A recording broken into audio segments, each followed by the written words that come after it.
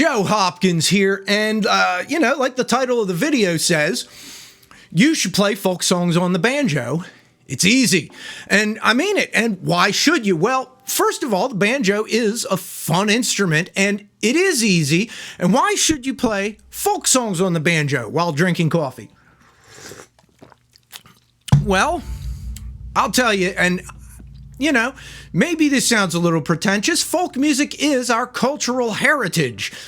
The main reason is it's fun. It is fun. And another really good thing about it is people like these songs more than you'd think. People like the banjo more than you'd think. When you get the banjo out and play songs that people know, it's fun. It's really good stuff. Now, I was looking up some of the songs that me and the wife used to play for people, especially the ones people really liked. These are gospel songs. Me and the wife did a lot of gospel music, folk and gospel back in the day. And people really like this stuff. Now, you can play, most folk music is pretty easy, right? Let me go over this real quick. I did a banjo lesson on a couple of my videos, but just to give you a little quick, in case you don't know, I play hammer claw, which is pretty easy.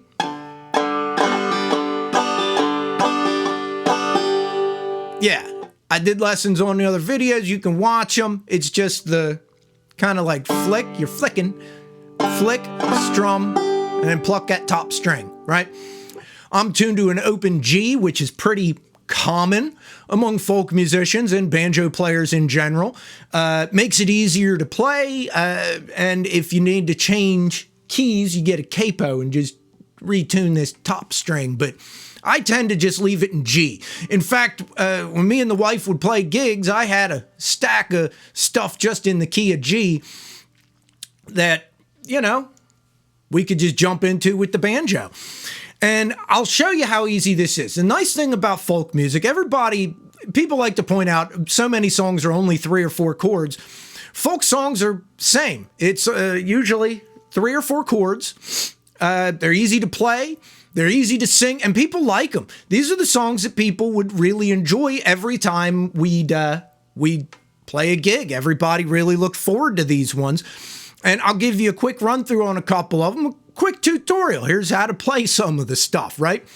One that people really liked was Down by the Riverside, right? And a lot of people know the words. More people know these songs than you might think, because a lot of people have been to church or they've seen movies about church. They know the songs from somewhere. It's almost like you're born knowing some of this stuff. Maybe the younger generation, not so much, but I think a lot of them know these songs too. So Down by the Riverside, take a look. This is why I say it's easy. G, that's just open. D, I do a D7th usually. I mean, you can do D. It's not hard. I like D7th, just easier for me, and it sounds good on this instrument. And C.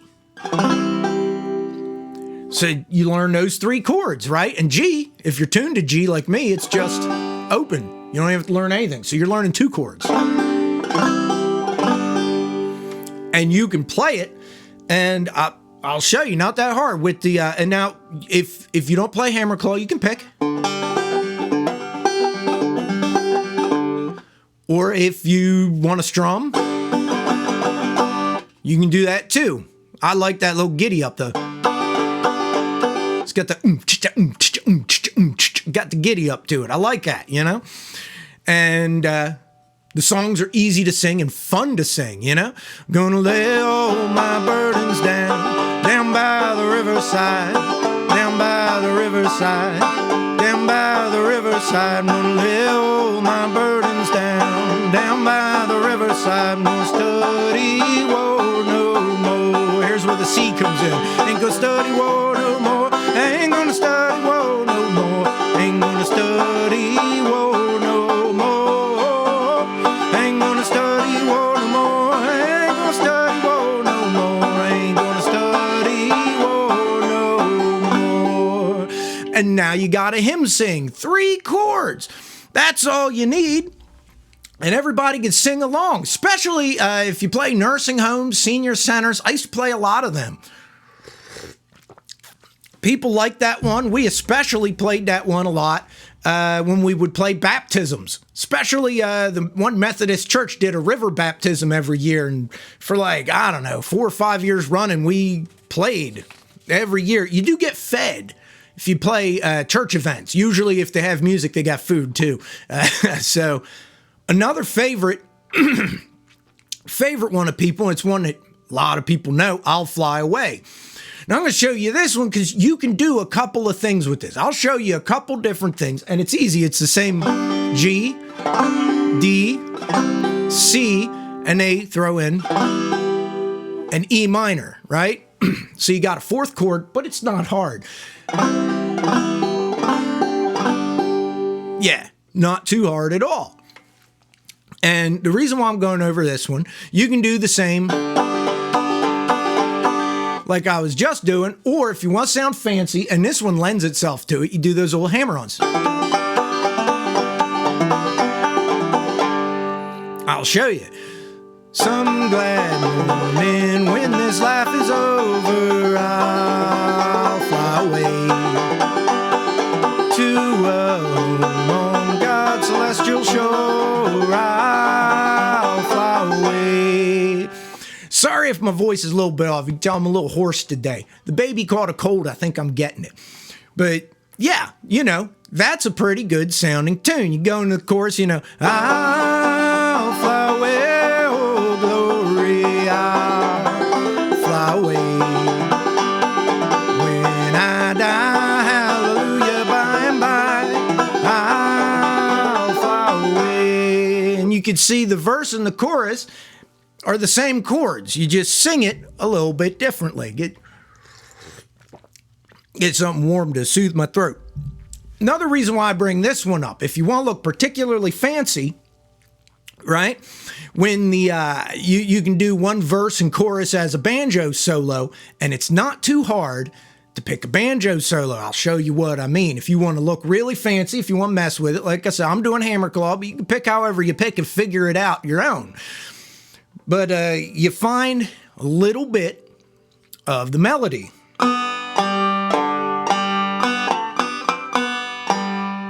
Right? And then pick with it. All right, I'm slipping a little bit.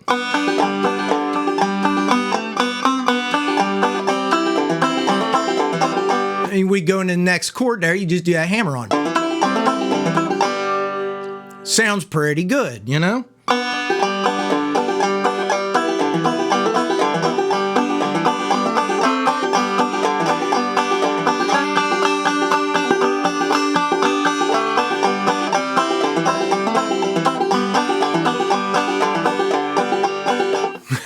Anyway, you kind of get the idea. You just find a little bit of the melody that you can pick out.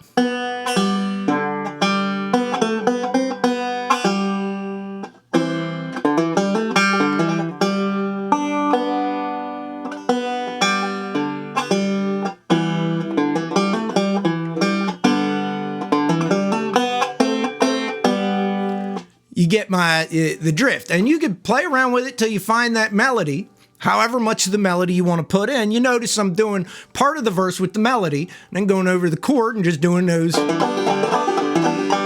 little hammer-on stuff. And it really impresses people, but it's not hard. You're just playing single notes, and just most melodies are within the scale. So in this case, you know, I'm just running down on an open G, the open strings, the three of them there. And then a little bit of playing around with it. And I could zoom in and show you. You might not want to learn this song, though. You might want to learn a different one. Most folk songs, you're just finding the melody, the basic melody, and going between that and picking the chords, right? So it's not too hard. I love the way the chorus sounds on that. Because you get that double stop there. Where you... That sounds good.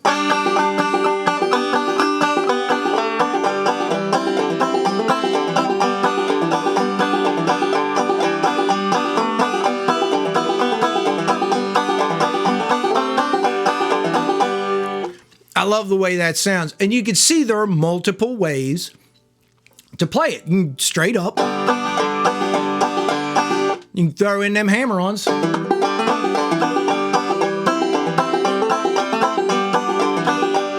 Or you can do that melody.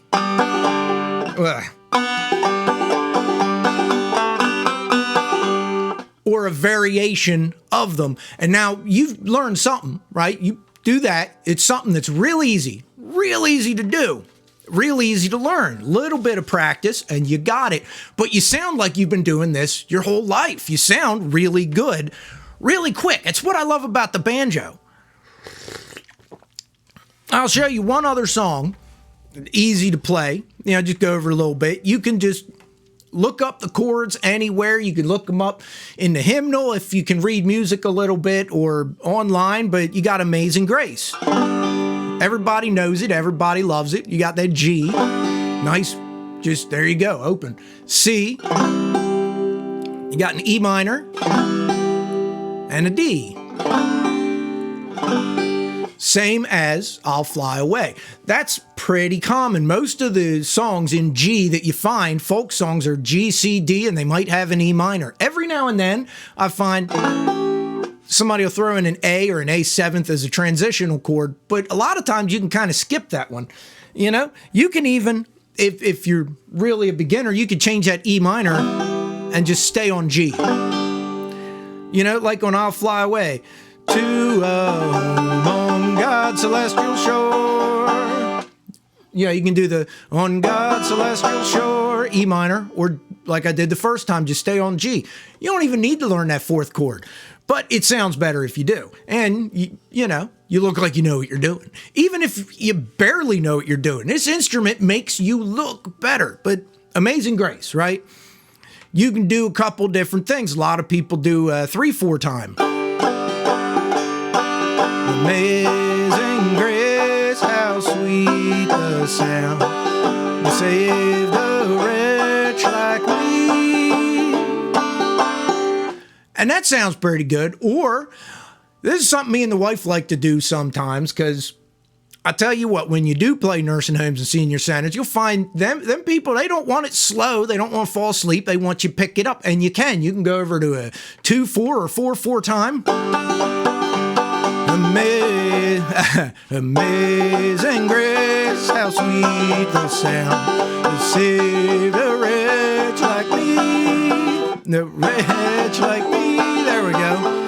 I once was lost, but now am found. Was blind, but now I see.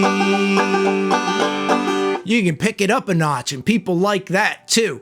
And picking things up a notch on the banjo sounds pretty good. One of the things I do like about hammer claw banjo, unlike the guitar where it can get kind of drony, right? Unless you get better at finger picking or find some kind of rhythm strumming that kind of picks it up a bit. The banjo never really sounds, it doesn't get dull. That little giddy up there makes everything sound like it's moving. And I like that. I like it. I think it makes you sound better on a lot of songs. Not everything. This instrument ain't cut out for everything. But on a lot of things, it gives you kind of just that happy, upbeat feeling. And people like that.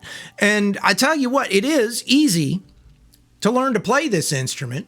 And it's easy to learn a lot of songs on it. And the reason you should learn folk songs is because they are fun. They're fun to play. They're fun to sing. And people can sing along. Most people at least know the choruses of most of these folk songs. Now, you can get into more obscure tunes if you want. And I know a lot of people that do. But I always found it's best to keep it with the ones that everybody knows. It's part of why I really love the old hymns played in that folk style, because everybody knows them. Or at least a lot of people know them. And when you get people to sing along, they have more fun. And then a lot of times, keep this in mind too, you play songs people know and they sing along and they don't notice when you mess up. They don't notice your mistakes as much because they're singing And they're not, they're not hearing you as much. You don't have to be as good if you can get them to sing along with you. And participation makes people feel like they had a really good time. People like that. And it makes you seem like you're way better than you are, way more stage presence than you would normally have because they're participating with you. You're leading a sing-along. That's something that just makes you look better. Isn't that what all of us musicians are looking for, is a way to look better, sound better, seem better than we actually are. And that's a way to do it. This instrument hides a lot of mistakes too. You don't have to be as good at it to sound good at it than you do with other instruments. With this, try playing the violin sometime. You can't hide mistakes on that instrument very well. With this, even if it's out of tune a bit, it doesn't sound that bad. Out of tune guitar sounds horrible. A banjo that's slightly out of tune ain't that bad. As it goes out of tune, it's not as noticeable. You can be a worse musician. And if you're playing the banjo, especially with folk songs, you can get away with a lot. You can get away with a lot of mistakes, and people don't notice as much. You know what I mean? You could take a lot of liberties with these things too. The other nice thing about them is most of them are old enough to be in the public domain. So if you want to play them on YouTube or something, you don't get gigged for it. A lot of people complain about the whole copyright thing. Well, a lot of what I used to do were songs that were so old that nobody's claiming them anymore. I can do them. Nobody's got a beef with it. I think Amazing Grace, that one, no. I'll Fly Away. I think somebody owns that, but they don't claim it ever. They want people to play it, and that's a good thing too. So even if you're not a churched up person, even if you're not a Christian, even if you're not really into the whole church thing, these songs are fun, and people know them. And there's some reasons you should learn to play some folk songs on the banjo. It's easy. It's 3-chord stuff. It's fun to play, and people know them. People know all these songs. It's a great thing. A lot of times the wife and I would throw some original songs in our set. You could never play more than 2 in a row, tops, and then people would start yelling at you. Even the old people. Yeah, you'd get from the back, somebody would yell at you, play something we know so we can sing along. And something in the key of G coming up, jumping, I'll Fly Away, some glad morning, and they all know it. That was my go-to for when people would start getting restless, because that always picks them up. So yeah, there you go. Learn some folk songs on the banjo. Play some for your friends. Play, sit around a campfire and pick something. It's a lot of fun. And I'll see you guys in the next video. I love y'all. Peace out, baby. Bye-bye.